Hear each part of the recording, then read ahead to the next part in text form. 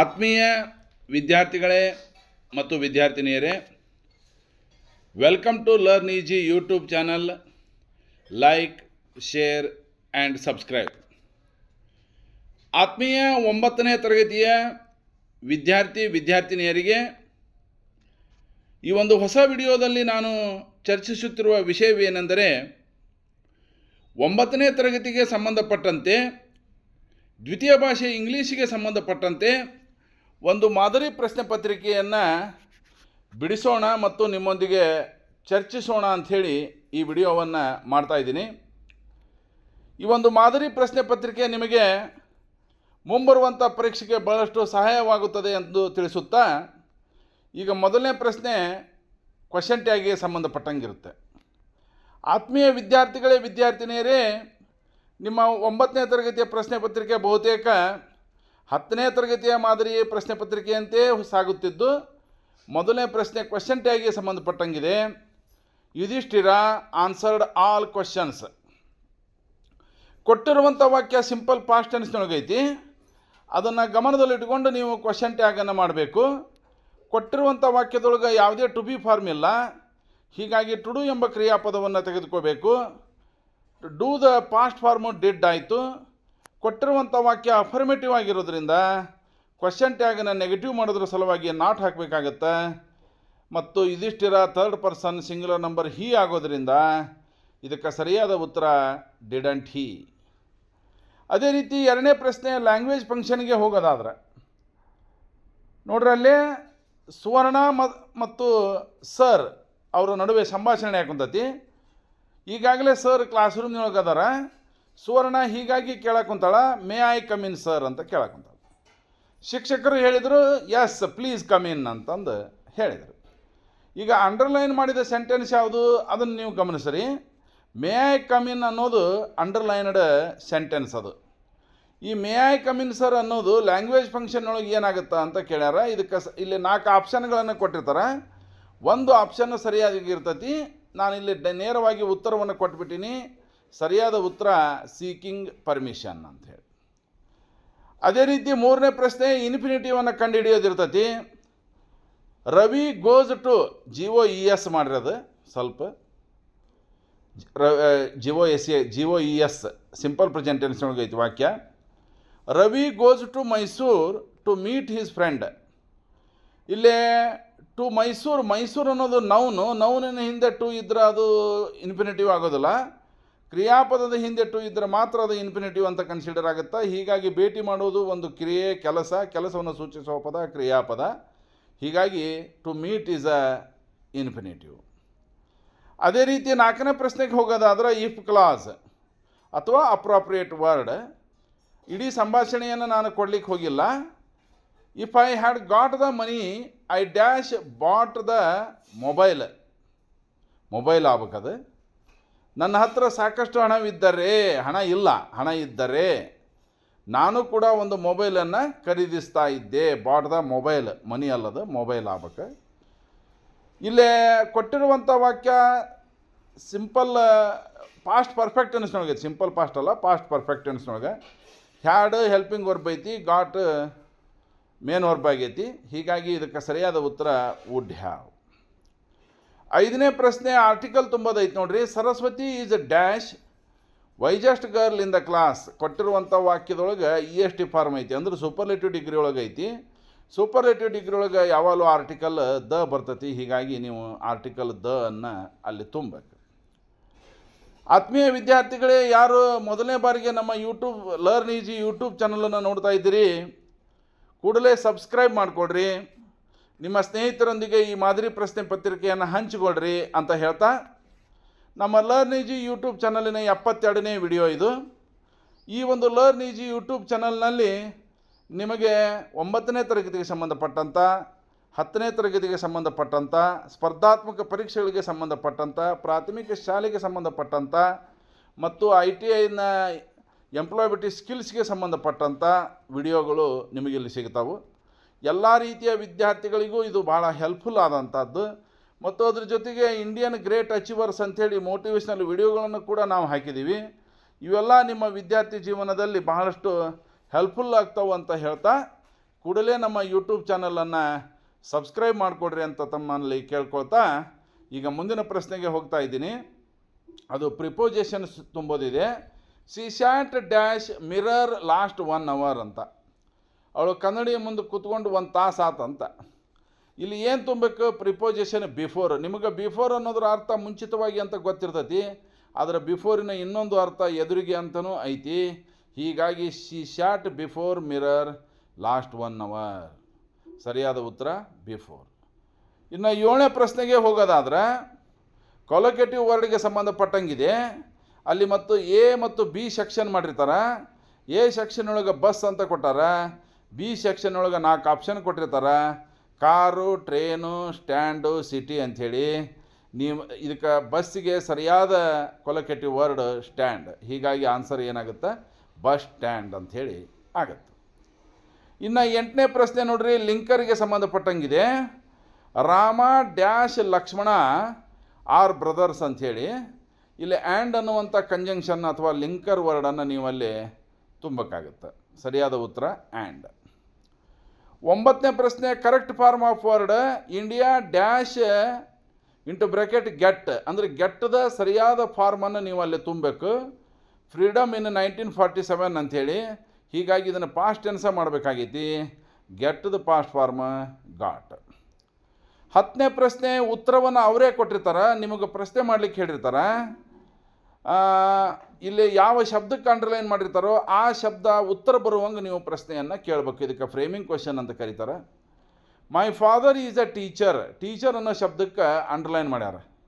ನಿಮ್ಮ ತಂದೆಯವರು ಏನು ಕೆಲಸ ಮಾಡ್ತಾರೆ ಅಥವಾ ನಿಮ್ಮ ತಂದೆಯವರು ಏನು ಅದಾರ ಅಂತ ಕೇಳಿದರೆ ಇದು ಸರಿಯಾದ ಫ್ರೇಮಿಂಗ್ ಕ್ವೆಶನ್ ಆಗುತ್ತೆ. ಇದಕ್ಕೆ ಸರಿಯಾದ ಉತ್ತರ ವಾಟ್ ಈಸ್ ಯುವರ್ ಫಾದರ್ ಅಂತಂದು ಕೇಳಿಬಿಟ್ರೆ ಮುಗೀತು. ಅದೇ ರೀತಿ 11ನೇ ಪ್ರಶ್ನೆ, ಸ್ವಂತ ವಾಕ್ಯ ಮಾಡಲಿಕ್ಕೆ ಹೇಳ್ಯಾರ. Pay, PAY pay. ಪೇಯನ್ನು ನೌನ್ ಮಾಡಿರಿ ಅಂತ ಹೇಳ್ಯಾರ. ಪೇ ಅನ್ನೋದು ಏನಾಗುತ್ತೆ? ಇಲ್ಲಿ ವರ್ಬು ಆಗುತ್ತಾ, ನೌನು ಆಗುತ್ತಾ. ಪೇ ಪಾವತಿ ಮಾಡು. I pay my electricity bill. ನಮ್ಮ ಕರೆಂಟ್ ಬಿಲ್ಲನ್ನು ನಾನು ಪಾವತಿಸಿದೆ, ಅದು ವರ್ಬ್ ಆಗುತ್ತೆ ಅವಾಗ. ಆದರೆ ಇವರು ಇಲ್ಲಿ ಹೇಳಿರೋದು ಏನಂದ್ರೆ ನೌನ್. ಪೇ ಅಂದ್ರೆ ಪಗಾರ ಅನ್ನುವಂಥ ಅರ್ಥ. ಹೀಗಾಗಿ ನಾನು ಇಲ್ಲಿ ನೌನ್ ಮಾಡಿ ನೋಡ್ರಿ, what is your present pay.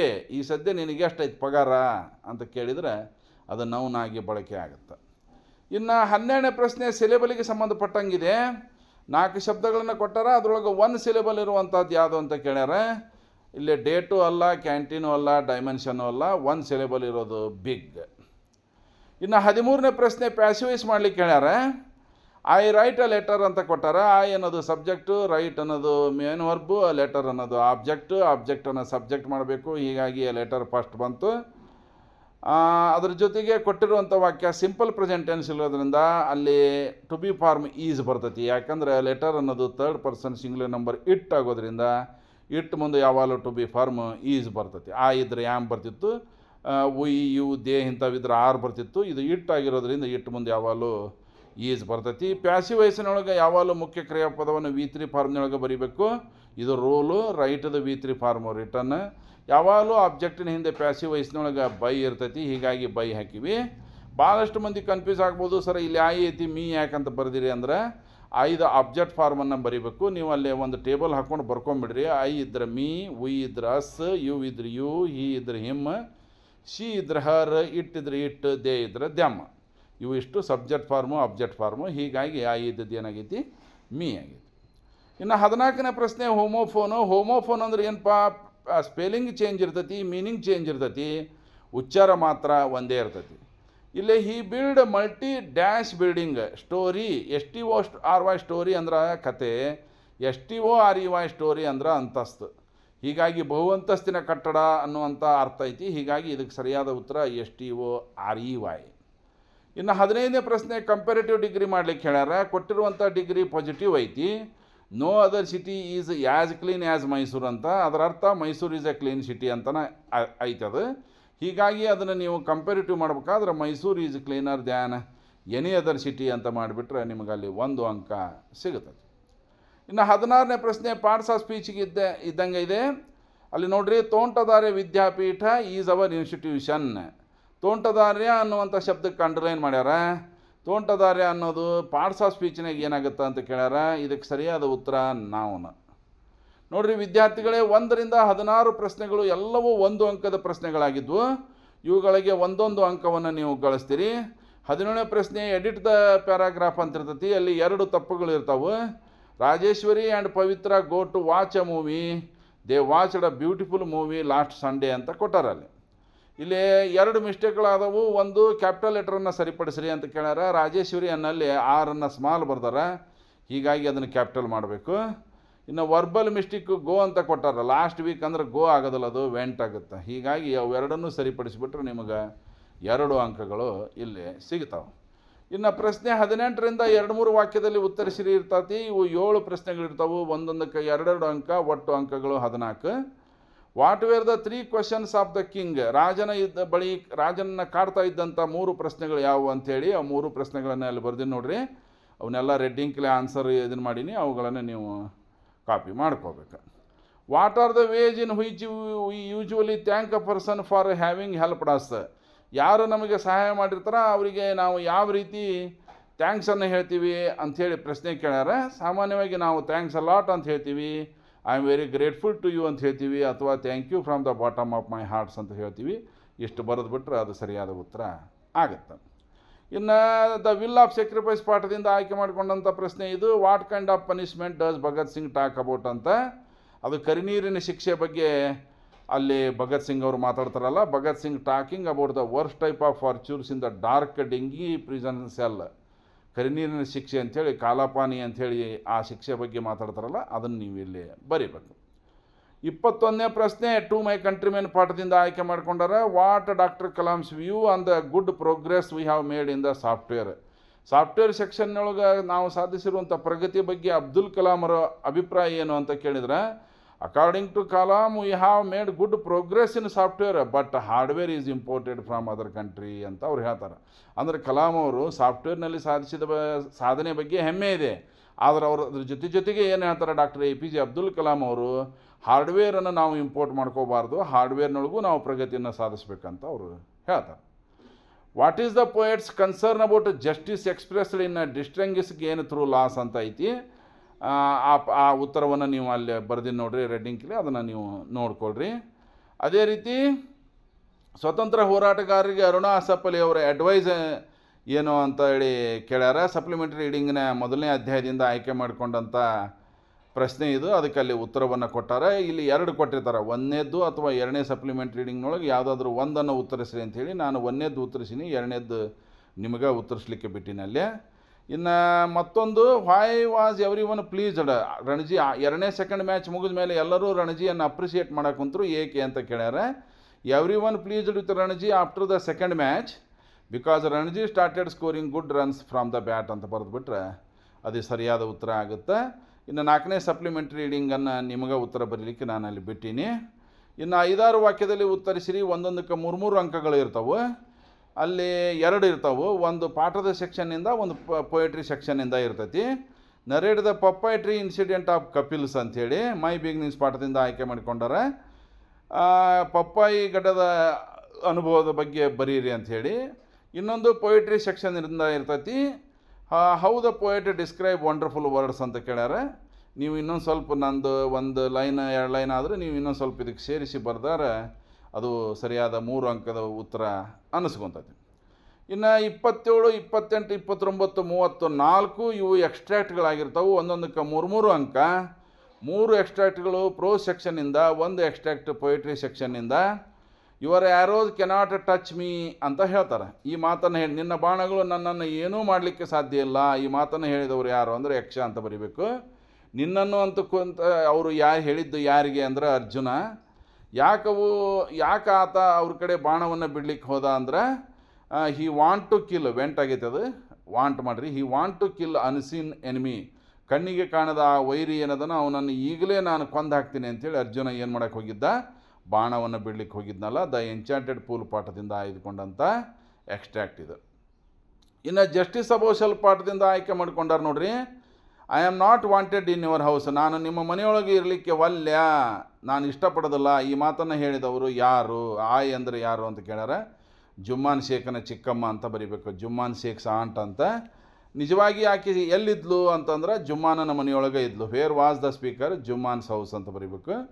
What did the speaker demand ಅಂತ ಕೇಳ್ಯಾರ. ಈಗ ಆ ಸ್ಪೀಕರ್ ಈ ಮಾತನ್ನು ಹೇಳಿದಂಥ ಅವರು ಏನು ಕೇಳಾಕೊಂತಾರ, ಏನು ಡಿಮಾಂಡ್ ಮಾಡಾಕೊಂತಾರ ಅಂದರೆ ಶಿ ಡಿಮಾಂಡ್ ಮಂತ್ಲಿ ಅಲೌನ್ಸ್. ಪ್ರತಿ ತಿಂಗಳು ಮಂತ್ಲಿ ಅಲೌನ್ಸನ್ನು ಅವರು ಜುಮ್ಮಾನ್ ಶೇಖನಿಂದ ಡಿಮಾಂಡ್ ಮಾಡ್ತಾ ಇದ್ದಾರೆ. ಮುಂದಿನ ಎಕ್ಸ್ಟ್ರಾಕ್ಟ್ ನೋಡ್ರಿ. You call me friend and don't say get out dog. ನೀವು ನನ್ನನ್ನು ಗೆಳೆಯ ಅಂತ ಕರೆಯಾಕೊಂತೀರಿ, ದಯವಿಟ್ಟು ನನ್ನನ್ನು ಇಲ್ಲಿಂದ ಹೊರಟು ಹೋಗು ನಾಯಿ ಅನ್ನಬೇಡ್ರಿ ಅಂತ ಹೇಳಿದವರು ಯಾರು ಅಂತ ಕೇಳ್ಯಾರ. ಕನ್ವಿಕ್ಟ್. ಇದಕ್ಕೆ ಆನ್ಸರ್ 1A ಕನ್ವಿಕ್ಟ್ ಅಂತ ಬರೀಬೇಕು. ನಿಮ್ಮನ್ನು ನೀವು ಅಂತ ಕರಿತಾನಲ್ಲ, ಯಾರನ್ನು ನೀವು ಅಂತ ಕರಿತಾ ಇದ್ದಾನೆ ಅಂದರೆ ಬಿಷಪ್ ಅಂತ ಬರೀಬೇಕು. Why the speaker came there? ಅಲ್ಲಿಗೆ ಕನ್ವಿಕ್ಟ್ ಯಾಕೆ ಬಂದಿದ್ದ ಅಂದ್ರೆ unexpectedly convict came there for food and shelter ಅಂತ ಬರೆದುಬಿಟ್ರೆ ಅದು ಸರಿಯಾದ ಉತ್ತರ ಆಗುತ್ತೆ.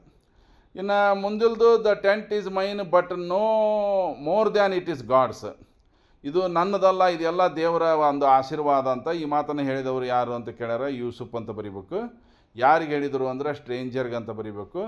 ಇದರ ಅರ್ಥ ಏನು ಅಂದರೆ ದೇವರಲ್ಲಿ ಅವನಿಗಿದ್ದಂಥ ಅಪಾರವಾದ ನಂಬಿಕೆ ಪ್ರತಿಯೊಂದು ದೇವರಿಗೆ ಸೇರಿದ್ದು ಅನ್ನುವಂಥ ಅರ್ಥ. ಇನ್ನು ಮುಂದೆ 31ನೇ ಪ್ರಶ್ನೆ ಪ್ರೊಫೈಲ್ ರೇಟಿಂಗ್ ಸಂಬಂಧಪಟ್ಟಂಗಿದೆ. ಇಲ್ಲಿ 3 ಅಂಕದ ಪ್ರಶ್ನೆ ಆಗಿರುತ್ತೆ. ಲಾಲ್ ಬಹದ್ದೂರ್ ಶಾಸ್ತ್ರಿ ಅವರ ಡೇಟ್ ಆಫ್ ಬರ್ತು, ಅವರು ಹುಟ್ಟಿದ ಸ್ಥಳ, ತಂದೆ ತಾಯಿ, ಅವರ ಉದ್ಯೋಗ ಮತ್ತು ಅವರು ಎದಕ್ಕೆ ಪ್ರಸಿದ್ಧರಾದರು, ಅವ್ರಿಗೆ ಬಂದಿರುವಂಥ ಅವಾರ್ಡ್ಗಳೇನು ಮತ್ತು ಅವರು ತೀರಿಕೊಂಡಿದ್ದು ಯಾವಾಗ, ಇವಿಷ್ಟು ಪಾಯಿಂಟ್ಸ್ಗಳನ್ನು ನೀವು ಕವರ್ ಮಾಡಿ ಅಲ್ಲಿ ಒಂದು ಪ್ರೊಫೈಲ್ ರೇಟಿಂಗನ್ನು ಬರೀಬೇಕಾಗೈತಿ. ನಾನು ಯಾವಾಗಲೂ ಹೇಳ್ಬಿಟ್ಟಿನಿ, ಸ್ಟಾರ್ಟಿಂಗ್ ಸೆಂಟೆನ್ಸ್ ಮಾತ್ರ this is a profile of ಅಂತ ಚಾಲು ಆಗಬೇಕು. ಉಳಿದಿದ್ದು ನಿಮಗೆ ಅಲ್ಲಿ ಸೆಂಟೆನ್ಸನ್ನು ಮಾಡೋಕ್ಕೆ ಬಂದರೆ ಮಾಡಿರಿ, ಮಾಡೋಕ್ಕೆ ಬರಲಿಲ್ಲ ಅಂದರೆ ಅಟ್ಲೀಸ್ಟ್ ಗಣಮಗಿದ್ರೆ ಹೀಸ್, ಹೆಣ್ಮಗಳಿದ್ರೆ ಹರ್ ಹಾಕಿ ಅವನ್ನ ಫಾರ್ಮೇಷನ್ ಮಾಡಿದ್ರಿ ಅಂದರೆ ಕನಿಷ್ಠ 3ಕ್ಕೆ ನಿಮಗೆ 1 ಅಥವಾ 2 ಅಂಕಗಳು ಬರ್ತಾವೆ. ಅದನ್ನು ನೀವು ಪ್ರಯತ್ನ ಮಾಡಿರಿ ಅಂತ ತಿಳಿಸುತ್ತಾ ಇಲ್ಲಿ ನಾನು ತೋರಿಸಿನಿ, ಅದನ್ನು ಸ್ವಲ್ಪ ಗಮನಿಸ್ರಿ. 32ನೇ ಪ್ರಶ್ನೆ ಡೆವಲಪ್ ದಿ ಸ್ಟೋರಿ ಇರ್ತೈತಿ. ಅಲ್ಲಿ ಏನು ಕೊಟ್ಟಾರ ಅದನ್ನು ನಾನು ಮಾದರಿ ಪ್ರಶ್ನೆ ಪತ್ರಿಕೆ ಕೊಟ್ಟಿದ್ದನ್ನು ನಿಮಗೆ ಕೊಟ್ಟೀನಿ, ನೀವು ಅದನ್ನು ಟ್ರೈ ಮಾಡಿರಿ. 33ನೇದು ಪಿಕ್ಚರ್ ಡಿಸ್ಕ್ರಿಪ್ಷನ್. ಇಲ್ಲಿ ನಾವು ಪಿಕ್ಚರನ್ನು ಪ್ರಿಂಟ್ ಮಾಡೋಕ್ಕೆ ಸಾಧ್ಯ ಆಗಿಲ್ಲ. 34ನೇ ಪ್ರಶ್ನೆ ಕಂಠಪಾಠಕ್ಕೆ ಸಂಬಂಧಪಟ್ಟಂಗೆ ಇರ್ತೈತಿ. ಒಟ್ಟಾರೆ ನಿಮಗೆ 9th ಸಿಲೆಬಸ್ನೊಳಗೆ ಕಂಠಪಾಠ ಮಾಡಲಿಕ್ಕೆ 4 ಪದ್ಯಗಳಿರ್ತಾವೆ. ಒಂದು ಗ್ರೇಟ್ಫುಲ್ನೆಸ್ಸು, ಒಂದು ವಂಡರ್ಫುಲ್ ವರ್ಡ್ಸು, ಮತ್ತೊಂದು ಸಾಂಗ್ ಆಫ್ ಫ್ರೀಡಮು, ಮತ್ತೊಂದು ಇಟ್ ನೆವರ್ ಕಮ್ಸ್ ಅಗೇನ್. ಯಾವ ಕಂಠಪಾಠಕ್ಕದವು ಅವುಗಳನ್ನು ಬಿಟ್ಟು ಉಳಿದ ಪದ್ಯಗಳನ್ನು ಸಮರಿ ಕೇಳ್ತಾರೆ. ಅಂದ್ರೆ ಲಾಂಗ್ ಕ್ವಶನಿಗೆ 4 ಅಂಕದ ಪ್ರಶ್ನೆ ಕೇಳ್ತಾರೆ. ಇಲ್ಲೇ ನೀವು 2 ಪದ್ಯಗಳನ್ನು ಮಾಡುವಂತ ನಾ ಹೇಳ್ತಿದ್ದೆ. ಗ್ರೇಟ್ಫುಲ್ನೆಸ್ ಥರ ಮಾಡಿರಿ, ವಂಡರ್ಫುಲ್ ವರ್ಡ್ಸ್ ಥರ ಮಾಡಿರಿ, 2 ಮಾಡಿರಿ, ಇನ್ನು 2 ಬಿಟ್ಬಿಡ್ರಿ ಅಂತ ಹೇಳ್ತಾ ಇದ್ದೆ. ಆದರೆ ನಿಮ್ಮ ಪರೀಕ್ಷೆ ಒಳಗೆ ಏನು ಮಾಡ್ತಾರಪ್ಪ ಅಂದ್ರೆ 2 ಪದ್ಯಗಳನ್ನು ಕೊಟ್ಟು 1 ಪದ್ಯವನ್ನು ಬರಲಿಕ್ಕೆ ಹೇಳ್ತಾರೆ. ಅಂಥ ಹೊತ್ತಿನಾಗ ನೀವು ಭಯಪಟ್ಟು ಮಾಡಿದ್ವಿ 2 ಬಿಟ್ಟು ಬೇರೆವ 2 ಬಂದು ಅಂದ್ರೆ ನಿಮಗೆ 4 ಅಂಕಗಳು ಲೂಸ್ ಆಗಿಬಿಡ್ತಾವೆ. ಅದಕ್ಕೆ ಹಂಗೆ ಮಾಡೋದು ಬೇಡ. ಕನಿಷ್ಠ ಈ 4 ಪದ್ಯದಲ್ಲಿ 3 ಪದ್ಯಗಳನ್ನಾದರೂ ಕಂಠಪಾಠ ಮಾಡಿರಿ ಅಂತ ಹೇಳ್ತಾ ಈಗ ಮುಂದಿನ ಪ್ರಶ್ನೆ ಪ್ಯಾರಾಗ್ರಾಫಿಗೆ ಸಂಬಂಧಪಟ್ಟಂಗಿದೆ. ಇದು ಅನ್ನೋನ್ ಪ್ಯಾಸೇಜ್ ಇರ್ತೈತಿ, ಅಲ್ಲೇ ಓದಿ ಅದ್ರ ಕೆಳಗೆ 2 ಪ್ರಶ್ನೆಗಳನ್ನು ಕೊಟ್ಟಿರ್ತಾರೆ. ಒಂದೊಂದು ಪ್ರಶ್ನೆಗೆ 2 ಅಂಕಗಳಿರ್ತವೆ. ಆ 2ನ್ನು ಅಲ್ಲೇ ಹುಡುಕಿ ಬರೆದ್ಬಿಟ್ರೆ ನಿಮಗೆ 4 ಅಂಕಗಳನ್ನು ಗಳಿಸ್ಬೋದು. ಅದೇ ರೀತಿ 36ನೇ ಪ್ರಶ್ನೆ ಹೇಳಿದ್ನಲ್ಲ ನಾನು, 8ರಿಂದ 10 ವಾಕ್ಯದಲ್ಲಿ ಉತ್ತರಿಸಿರಿ. ಪೊಯಿಟ್ರಿ ಸೆಕ್ಷನ್ ಮೇಲೆ ಬರ್ತೈತಿ, ಪ್ರೋಸ್ ಸೆಕ್ಷನ್ ಮೇಲಿಂದ ಬರೋದಿಲ್ಲ. ಇದಕ್ಕೆ 4 ಅಂಕಗಳು ಇರ್ತವೆ. ಯಾವ ಮೆಮರೈಸೇಷನ್ಗಿಲ್ಲ ಅವುಗಳನ್ನು ಬಿಟ್ಟು ಬೇರೆಯವ ಕೇಳ್ತಾರೆ. ಹೀಗಾಗಿ ಉಪಗುಪ್ತದ ಸಮರಿ ಕೇಳ್ಬೋದು, ಜಸ್ಟಿಸ್ ಪದ್ಯದ ಸಮರಿ ಕೇಳ್ಬೋದು, ಅಥವಾ ಗರ್ ಕಾಲ್ ಗೋಲ್ಡನ್ನ ಸಮರಿ ನೀವು ನೋಡ್ಕೋಬೇಕಾಗತ್ತೆ. ಇಲ್ಲ ಅಂದರೆ ನಿಮಗೆ 4 ಅಂಕಗಳು ಕೈ ತಪ್ಪಿ ಹೋಗ್ತಾವೆ. ಅದಕ್ಕೆ ಅವಕಾಶ ಕೊಡಬೇಡ್ರಿ ವಿದ್ಯಾರ್ಥಿನಿಯರೇ. ಮುಂದಿನ ಪ್ರಶ್ನೆ ಹೋಗೋಣ. ರೈಟ್ ಎನ್ ಎಸ್ಸೆ ಅಂಥೇಳಿ. ಎಸ್ಸೆ ಮತ್ತು ಲೆಟರ್ ರೈಟಿಂಗ್ಗೆ ಸಂಬಂಧಪಟ್ಟಂಗೆ ನಾನು ಹೇಳಿದ್ನಲ್ಲ, ನಮ್ಮ ಯೂಟ್ಯೂಬ್ ಚಾನಲಲ್ಲಿ ಸಾಕಷ್ಟು ಎಸ್ಸೆಗಳನ್ನು ಬಿಡಿಸಿವಿ. ಆಮೇಲೆ ಲೆಟರ್ ರೈಟಿಂಗನ್ನು ಮಾಡೀವಿ. ಅವುಗಳನ್ನೆಲ್ಲ ನೀವು ರೆಫರ್ ಮಾಡ್ಕೊರಿ. ಇಲ್ಲಿ ಒಂದು ಮಾಡೆಲ್ಗೆ ಅಂಥೇಳಿ ನಾನು ಎಸ್ಸೆಯನ್ನು ಕೊಟ್ಟೀನಿ. ಇಲ್ಲಿ 3 ಕೊಟ್ಟಿರ್ತಾರೆ. 3ರೊಳಗೆ ಯಾವುದಾದ್ರೂ ಒಂದನ್ನು ಬರೀಲಿಕ್ಕೆ ಹೇಳ್ತಾರೆ. ನ್ಯಾಷನಲ್ ಫೆಸ್ಟಿವಲ್ಸ್ ಇವೇ ಬರ್ತಾವಂತಲ್ಲ, it is a just model question paper only. ನೀವು ಕೊಟ್ಟಿದ್ದು ಬರಲೇ ಇಲ್ಲರಿ ಸರ್ ಅಂತ ಆಮೇಲೆ ಇದನ್ನು ಮಾಡಬೇಡ್ರಿ. ಇದು ಮಾಡೆಲ್ಗೆ ಅಂತ ಕೊಟ್ಟಿದ್ದು. ನ್ಯಾಷನಲ್ ಫೆಸ್ಟಿವಲ್ಸ್ ಬರ್ಬೋದು, ಅಥವಾ ಇಂಪಾರ್ಟೆನ್ಸ್ ಆಫ್ ಫಾರೆಸ್ಟ್ ಬರ್ಬೋದು, ಅಥವಾ ಜನಸಂಖ್ಯಾ ಸ್ಫೋಟ ಪಾಪ್ಯುಲೇಷನ್ ಎಕ್ಸ್ಪ್ಲೋಷನ್ ಬರ್ಬೋದು ಅಂತ ನನ್ನ ಒಂದು ಗೆಸ್. ಇನ್ನು ಅದೇ ರೀತಿ ಈ ಕ್ವಶನ್ ಪೇಪರ್ನ ಕೊನೆಯ ಪ್ರಶ್ನೆ, ಇಲ್ಲಿ ಎಸ್ಸೆಗೆ 4 ಮಾರ್ಕ್ಸ್ ಇರ್ತವೆ, ಲೆಟರ್ ರೈಟಿಂಗಿಗೆ 5 ಮಾರ್ಕ್ಸ್ಗಳು ಇರ್ತವೆ, ಸಮರಿಗೆ 4 ಮಾರ್ಕ್ಸ್ ಇರ್ತೈತಿ. ಇನ್ನು ಕೊನೆಯದಾಗಿ 2 ಪತ್ರಗಳಿರ್ತವೆ. ಒಂದು ಅಫಿಷಿಯಲ್ ಲೆಟರ್ ಇರ್ತೈತಿ, ಒಂದು ಪರ್ಸ್ನಲ್ ಲೆಟರ್ ಇರ್ತೈತಿ. ನೀವು ಯಾವುದಾದ್ರೂ ಒಂದನ್ನು ಆಯ್ಕೆ ಮಾಡ್ಕೋಬೇಕು. ನನ್ನ ಪ್ರಿಫರೆನ್ಸ್ ಯಾವಾಗಲೂ ಪರ್ಸ್ನಲ್ ಲೆಟ್ರ್ ಬರೆಯೋದು ಚಲೋ. ಯಾಕಂದ್ರೆ ಅಫಿಷಿಯಲ್ ಲೆಟ್ರಿಗೆ ಪಾಯಿಂಟ್ಸ್ಗಳು ಭಾಳ ಬರ್ತಾವೆ. ನಾವು ಭಾಳಷ್ಟು ಪಾಯಿಂಟ್ಸ್ಗಳನ್ನು ನೋಡ್ತಿರ್ತೀವಿ. ಹೀಗಾಗಿ ಇಲ್ಲಿ ಪಾಯಿಂಟ್ಸ್ ಕಡಿಮೆ ಬರೋದು ಯಾವುದು ಅಂದ್ರೆ ಪರ್ಸ್ನಲ್ ಲೆಟರ್. ಹೀಗಾಗಿ ಇಲ್ಲಿ ಕೊಟ್ಟಾರ ನೋಡ್ರಿ, ಯಾವುದಾದ್ರೂ ಬರ್ಕೋರಿ. Imagine you are Shreya or Shreshtha, government high school Gadag ಅಂತ. ನೀವು ಯಾವುದಾದ್ರೂ ಒಂದು ಹೆಸರನ್ನು ಭಾವಿಸಿಕೊಂಡು ನಿಮ್ಮ ಫ್ರೆಂಡನಿಗೆ ಇನ್ವೈಟ್ ಮಾಡ್ಬೇಕು. Inviting your friend to attend your sister marriage. ನಿಮ್ಮ ಸಹೋದರಿಯ ಮದುವೆಗೆ ಬರ್ರಿ ಅಂಥೇಳಿ ನಿಮ್ಮ ಗೆಳೆಯ ಅಥವಾ ಗೆಳತಿಗೆ ಪತ್ರ. ಅಫಿಷಿಯಲ್ ಲೆಟರ್ ಬರೆಯೋದಾದ್ರೆ ನಿಮ್ಮ ಗ್ರಾಮ ಪಂಚಾಯತಿ ಪಿ ಡಿ ಒಗೆ ನಿಮ್ಮ ಸ್ಕೂಲಿನ ಸರೌಂಡಿಂಗ್ಸ್ನೊಳಗೆ ಸ್ವಲ್ಪ ಕ್ಲೀನ್ನೆಸ್ಸನ್ನು ಮಾಡಲಿಕ್ಕೆ ಪಿ ಡಿ ಒ ಅವರಿಗೆ ವಿನಂತಿ ಮಾಡಿಕೊಂಡು write a letter to your P D O for cleanliness your school surroundings ಅಂಥೇಳಿ ಆ ಪತ್ರವನ್ನು ಕೊಟ್ಟಾರ. ನಿಮಗೆ ಯಾವುದು ಸರಿ ಅನಿಸುತ್ತೋ ಆ ಪತ್ರವನ್ನು ಬರೀರಿ. ಮುಂದಿನ ನಿಮ್ಮ ಪರೀಕ್ಷೆಗಳು ಚೆನ್ನಾಗಿ ಆಗಲಿ. ಈ ಮಾದರಿ ಪ್ರಶ್ನೆ ಪತ್ರಿಕೆ ನಿಮಗೆ ಭಾಳಷ್ಟು ಹೆಲ್ಪ್ಫುಲ್ ಆಗಲಿ. ಆಲ್ ದಿ ಬೆಸ್ಟ್ ಅಂತ ಹೇಳ್ತಾ ಈ ಒಂದು ವಿಡಿಯೋವನ್ನು ಇಲ್ಲಿಗೆ ಮುಗಿಸ್ತಾ ಇದ್ದೀನಿ. Thank you very much.